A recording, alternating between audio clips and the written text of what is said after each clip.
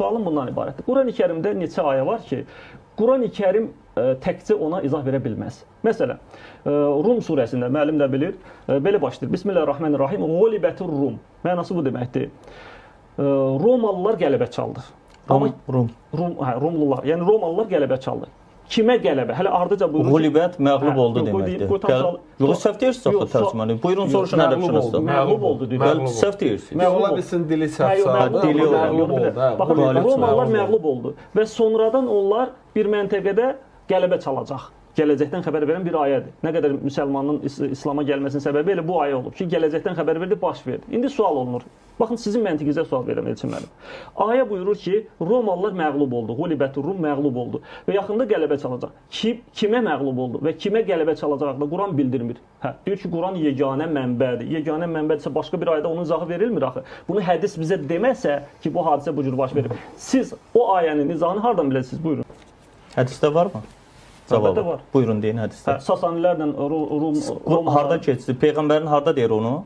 Bu təkcə hədisdə deyil, tarixdə. O zaman deməli hədisdə yox imiş, tarixdə keçdi. Hədisdə də var. Tarixdə hədisdə yoxdur. Xahiş edirəm. Varsa buyurun hədisi deyin. Bu dəqiqə demirəm, tapıb deyə bilərəm. Sual mənə hazırlayıb gətirmisiniz, amma bu sualın harda keçdiyini bilmirsinizsə, deməli ki, özünüz bildiyiniz, iddia etdiyiniz şeydə xəbəriniz yoxdur. Elə bu verilişdə deyərəm sizə. Buyurun deyin. İndi mən keçən dəfə də ayə deyirsiniz, deyirəm ayəni deyin, ayəni deyəmirsiniz. İndi hədis gətirirsiniz.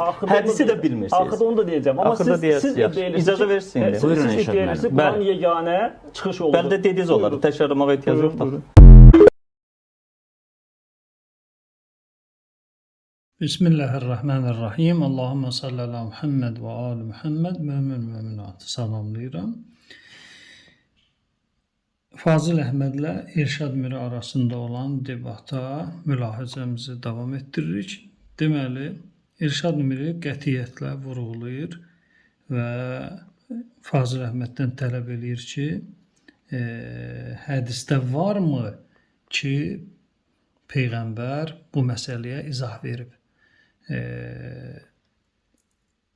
Fazıl Əhməd zehnində hədisin mənbəsini xatırlamadığına görə cavab vermir və İrşad Miri də bu vəziyyətdən, ona verilən tutarlı sualdan uzaqlaşmaq üçün Peyğəmbərdən belə hədis yoxdur deyərək mövzunu qatlayır və öz debat yoluna davam edir. İndi biz vəd vermişik ki, hədis var, həm Əhl-i Sünnə mənbələrindən, həm də Şiə mənbələrindən hədisi təqdim edək və hədislərin çalışmışam etibarlısını əziz mömin-möminata təqdim edeyim. Qarşımda olan birinci Əhl-i Beyt mənbələrindən təqdim edəcəm. Qarşımda olan kitab Əli ibn İbrahimin təfsir kitabıdır. Deməli, müəllif dəqiq doğum tarixi, dəqiq vəfat tarixi bəlli deyil. Yəqin miqdarı odur ki, 307-ci ildə bu adam hicrətin 307-ci ilində sağ olub və hədis deyib, hədis mühəddis kimi öz fəaliyyətini göstərib və həmçinin də İmam Həsən Əskəri əleyhissalamın əshabından sayılır. Kitabın müəllifi Əbülhəsən Əli ibn İbrahim el-Qummi və eyni zamanda da Şeyx-ül Kuleyninin ustadlarından biridir. Mühəddis Şeyx-ül Kuleyninin rəhmətullah aleyh və nəvvərəllah qəbrahu və havlin minhu və quvvətin. Deməli, qədim mənbədir. İndi biz hicrətin 1400-cü ilində yaşayırıq. Busa kitab yazılıb hicrətin 300-cü illərində. Hər halda, deməli, gəlirik bu kitabda səhifə 511-ə. 511 Rum surəsinin təfsiri. Deməli, buyurur, əvvəl ayəni qeyd edir. Əlif, ləm, mim, Ghulibətur Rum. Qeyd elədiyim kimi keçmiş görüşdə Qulibət də oxuya bilərsən, qələbət də oxuya bilərsən. Rum məğlub oldu, Rum məğlub etdi. Kitabın sahibi buyurur: "Fəinnehu həddəsəni əbi." Bu hədisi mənə atam nəql edib. Atası kimdir? İbrahim ibn Haşim Əl-Qummi. Deməli, kitabın sahibi Əli ibn İbrahim Əl-Qummi vəsaqəsi, etibarı rical alimlərin nəzərində sabitdir. Həmçinin atası İbrahim ibn Haşim Əl-Qumminin də vəsaqəsi sabitdir. Misal olaraq Seyyid Xoyunun bu kitab sahibinin atası haqqında söz belədir. La yenbəği əşşək fi vəsaqətihi.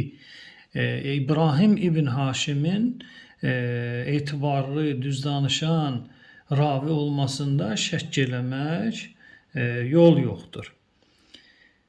Və həmçinin ən qədim ulamalardan Şeyx Səduq İbrahim ibn Haşimi kitab sahibinin atasını tövfiq edib və onu siqətun deyərək vəsf edib. Və eyni zamanda Seyyid Bəhrül Ulum buyurur ki, siqətun sahihul hədis. İbrahim ibn Haşim siqadır, etibarlıdır, düz danışandır, güvəniləndir hədisdə və hədisi də səhih qismindədir. Deməli, həmçinin Şeyx Muhyiddin Əl-Maməqani rical alimlərindən biridir, Allah rəhmət eləsin. Buyurur ki, İbrahim ibn Haşim Əl-Qummi minəs-siqatil əsbat. Siqədir, etibarlıdır və daha güclü, daha etibarlı hədis mövzusunda mühəddislərdən biridir. Və digər alimlərin də rəyləri var.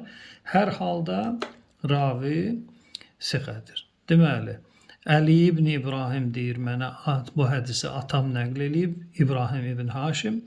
Ona da nəql edib Muhammed ibn Əbi Ümeyr. Muhammed ibn Əbi Ümeyr.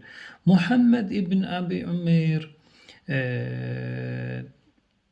rical kitablarına baxdıqda ulama ittifaq eləyir ki, şəxs siqətun, etibarlı, güclü və güvənilən ravilərdəndir. Və ona da hədisi nəql edib Cəmil. Cəmilin tam adı Cəmil ibn Salih el-Əsədi el-Kufi. Rical kitablarına müraciət eləyəndə orada da görürük ki, bu ravidə siqətun mü'tabar, etibarlı ravilərdəndir. Cəmilə də hədisi nəql edib Əbu Ubeydə. Əbu Ubeydə əsl adı Ziyad ibn İsa Əl-Həzza. Bu şəxsdə nədir? Etibarlı və güvənilən ravilərdəndir. Əbu Ubeydə də hədisi eşidir Əbu Cəfər. İmam Cəfər Sadiq əleyhissalamın atası İmam Baqir əleyhissalamdan.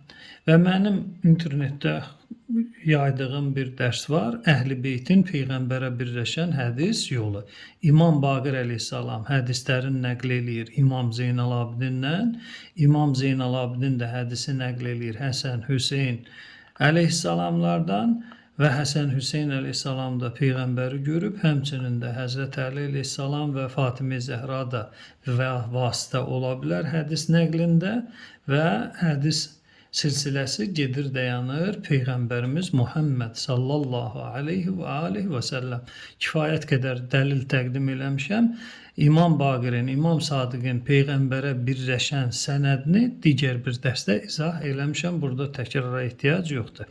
Deməli, Əli ibn İbrahim nəql edir atası İbrahim ibn Haşimdən, o da nəql edir Muhammed ibn Əbi Ümeyrdən, o da nəql edir Cəmil ibn Salih el-Əsədidən, o da nəql edir Əbu Ubeydədən, Əbu Ubeydə Ziyad ibn İsa el-Həzdadır və o da nəql edir Əbu Cəfər İmam Baqir əleyhissalamdan.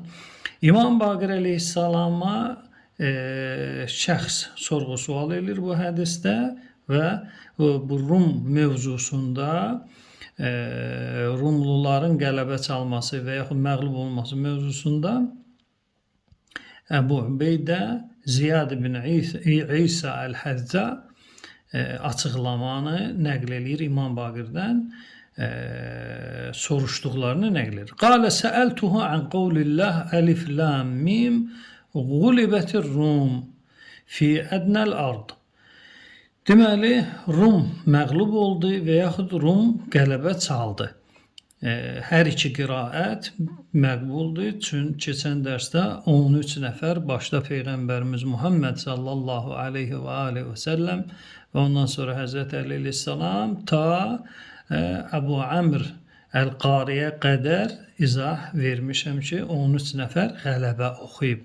Qulubə oxumayıb. Peyğəmbərin qiraətindən sonra kiminsə başqa qiraət oxuması o mənim nəzərimdə məqbul deyil.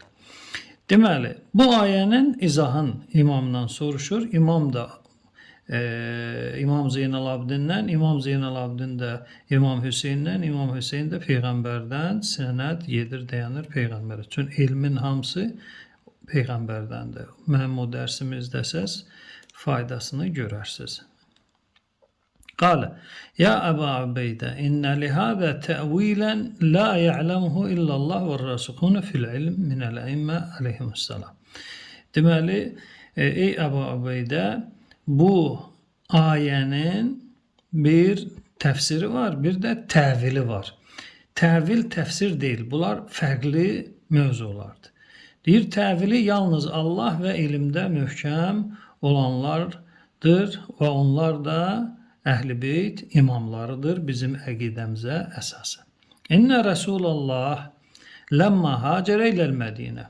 Allah Rəsulü Muhammed sallallahu aleyhi və səlləm Mədinəyə hicrət elədiyi zaman və qad zahərəl İslamu və Peyğəmbərin orada Allahın hövlü qüvvəsi ilə, dəstəyi ilə və mömin səhabələrinin Peyğəmbərin ətrafında toplaşması ilə İslam dini parlayır və zahir olur və yayılır. Peyğəmbər bu mərhələdən sonra kətəbə ilə Məlik-i Rum kitabən. Rum padşahına məktub yazır. Və bə'sə ileyhi rəsulən və elçi də göndərir. Yəd'uhu iləl-İslam. Rum imperatorunu, Rum padşahını İslama dəvət edir. Bu bir şah.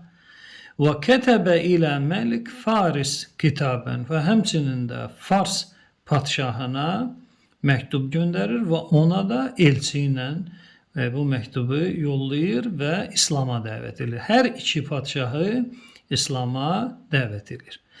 Fəəmmə Məlik-i Rum fəənnəhu azzamə kitab Rəsul Allah.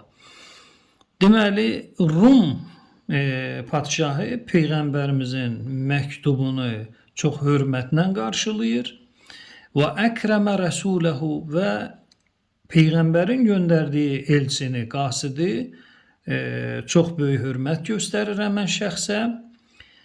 Amma Məlik Faris, amma Fars padşahı fəənnəhu məzzəqə kitabəhu Peyğəmbərimizin göndərdiyi mübarək məktubu cırır, məzzəqə cırmaq, parçalamaq, paralamaq. Və istəxəffə bi Rəsulillah və Allah Rəsulunu aşağılayır. Və kənə Məlik Faris yuqatil yevmeydən Məlik-i Rum. Deməli, Fars padşahı Rum padşahı ilə həmən o ərəfədə, məktub gedən ərəfədə bir-birləri ilə döyüşür. Və kənəl muslimun yəhvəvnə ən yəqlibə Məlik Ər-Rum Məlikə Faris. Müsəlmanlar çox arzulayırdılar, çox istəyirdilər ki, Rum şahı Fars şahına qələbə çalsın. Səbəblər, müəyyən səbəblər qeyd oluna bilər. Çünki Rumlular xristiyandılar, Allah tanıyırlar, axirət tanıyırlar, cənnət, cəhənnəm, peyğəmbərləri qəbul edirlər. Fars padşahı isə məcusidir, otpərəstdir. Nə Allah qəbul edir, nə peyğəmbər, heç bir peyğəmbər qəbul etmir. Axirət filan özlərinə məxsus inancları vardır. Bu səbəbdən müsəlmanlarla Rumluların yaxınlığı var. Yəni tövhid mövzusunda, məad mövzusunda və nübüvvət mövzusu. Bu üsulda və müştərəklik var, müəyyən fərqlər olsa da belə. Amma Fars padşahı ilə heç bir üsulda cəm olmağa imkan yoxdur. Bu səbəbdən və digər səbəblərdən müsəlmanlar çox istəyirdilər ki, Rumlular qələbə çalsın. Deməli, fələmməğulibə məlikir Rum, deməli, Rum padşahı məğlub olduqda bəka lidəlikəl muslimun vəğtəmmu, bu hadisəyə səbəb oldu ki, bəzi müsəlmanlar ağladı və qəmləndi, kədərləndi. Və Allah Taala ayə nazil elədi. Əlif lam mim Gulibətur Rum fi ədnəl ard. Deməli, Rum məğlub oldu və yaxud Rum qələbə çaldı. Ədnəl ard. Ard yer deməkdir. Deməli, yerin hara olduğu da vurğulanmır. Və Rumluları kim məğlub elədi və yaxud Rumlular kimi məğlub elədi, o da Quranda heç bir ayədə qeyd olunmur. Yer də bəllidir harda bu hadisə baş verir. İmam Baqir əleyhissalam Peyğəmbərə birləşən sənədi ilə buyurur ki, yəni Qələbətə Faris fi ədnəl ard. Farslar Rumlulara qələbə çalır, ədnəl arda. O ard yer haradır? Buyurur, hiyə Şamat. Şamlar deyilən yer və ma havləhu və onun ətrafı. Şamat deyəndə nə nəzərdə tutulur? Onun da özünün coğrafi izahları var ki, qədim Şamlar deyəndə nə nəzərdə tutulur, hansı coğrafiyanı əhatə edir. Deməli, hədisdə Rumluların məğlub olması Fars padşahı tərəfindən olunub və yerdə Şamat deyilən yerdə olub və müjdə olaraq bu Farsların məğlub olması möminlərə vəd verilir. Bunlar hamısı bu hədisin mətnində izahən tapır. Deməli, bir mənbə olaraq bu kitabı qeyd etdik, Təfsiril Qummi. Gəlirik digər bir mənbə,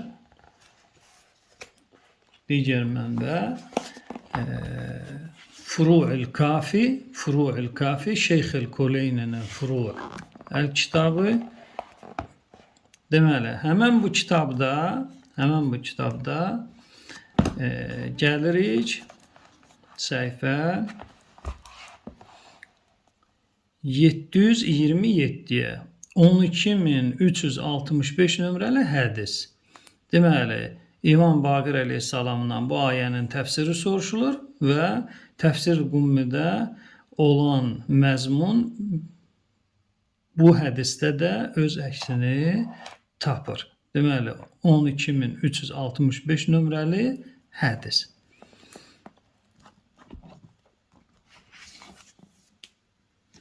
Digər mənbə, deməli, Təfsir Nurus Səqaleyn, Muhəddisil Cəlil Əllaməl Xəbir Şeyx Abd Ali ibn Cümə Əl-Ərusi Əl-Hüveyzi. Deməli, Nurus Səqaleyn adında təfsir kitabıdır və 1112-ci ildə müəllif hicrətin vəfat edib. Deməli, 5-ci cild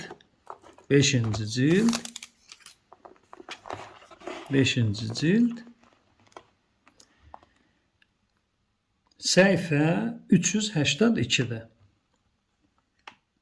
İbn Məhbubdan nəql eləyir hədisi və sona qədər hədis gəlir. Eyni mövzuda Rum kimə məğlub oldu, harda məğlub oldu və digər təfsilat, mövzuda bədanın baş verməsi və s. ilə axır mənbə kimi qeyd olunur. Deməli, sonuncu mənbə olaraq Üsul Kafinin şərhi Mir'atül Uqul adında Əllamə Məclisi tərəfindən yazılmış Mir'atul Uqul kitabını nəzərə alaq. Deməli, bu çapla 21-ci cilddə Əllamə Məclisi Biharul Ənvarın sahibi, deməli, Biharul Ənvarın sahibi 21-ci cild səhifə 218-də 397 nömrəli hədis. 397 nömrəli hədis gəlirik aşağı haşiyə. Əl-hədis əs-sabi' və tis'un və thələthma'ə sahihun. Bu hədis nədir? Səhihdir. Yəni İmam Baqir əleyhissalamın Rumluların məğlub olması mövzusunda dediyi hədis nədir? Sahih sənəddir. Həmçinin bu hədisi digər alimimiz olan mühəqqiq Əllamə Əl-Fəqih Əş-Şeyx Muhammed Mu'min el-Qummi üsul elmində yazdığı kitabda Təsdidul Usul kitabı var. Həmən o kitabda deməli Hücciyyət Zavahiril Kitab, Quran-ı Kərimin zahirinin hüccət olub olmaması mövzusunda araşdırma apardığı səhifələrdə deməli təvil, təfsir mövzusuna toxunduğu məqamda buyurur ki, və fi sahihət Əbu Ubeydə, Əbu Ubeydənin nəql elədiyi səhih hədisdə və bu hədisdən öz mövzusuna aid olan hissəni nəql edir. Deməli, bu oxuduğum hədis səhihdir, ravilərin heç bir müşkülü yoxdur. İki alimin də şahidliyini qeyd elədim. Deməli, Əllamə Məclisi Biharul Ənvarın sahibi Mir'atul Uqul 21-ci cild səhifə 218-397 nömrəli hədisdə buyurur. Bu hədis nədir? Sahihdir. Həmçinin də Fəqih Muhammed Əl-Mu'min el-Qummi o da bu hədisi səhih sayır. Deməli, İrşad Miri ki deyir, bu haqda hədis yoxdur. Bu haqda hədis vardır. Bu Əhl-i Beyt yolu ilə nəql olunan hədis. Ola bilsin adam desin ki, mən Əhl-i Beyt filan qəbul eləmirəm, mən başqa bir məzhəbin hədisini istəyirəm, onu da təqdim edəcəyik Allahın hövlü qüvvəsi ilə. Vəssalamu aleykum və rəhmətullahi və bərəkatuhu.